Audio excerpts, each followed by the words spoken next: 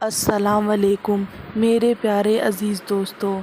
आज मैं इस्लाम से जुड़ी कुछ अहम बातें लेकर आई हूँ। क्या आप जानते हैं दुनिया में सबसे पहले छींक किसको आई थी? चलिए इसका जवाब हम आपको देते हैं। दुनिया में सबसे पहले छींक हज़रत आदम अलैहिस्सलाम को आई थी, जब उनकी रूह उनके नाक तक पहुँची थी। तब उन्होंने कहा अल्हम्दुलिल्लाह और अल्लाह ताला ने उनको जवाब दिया या रमकुल्लाह। अगर ये बात आप जानते थे तो हमें कमेंट करें। वीडियो अच्छी लगी हो तो लाइक, शेयर एंड सब्सक्राइब करना ना भूलें। चलिए अल्लाह हाफिज़, मिलते हैं नेक्स्ट वीडियो में।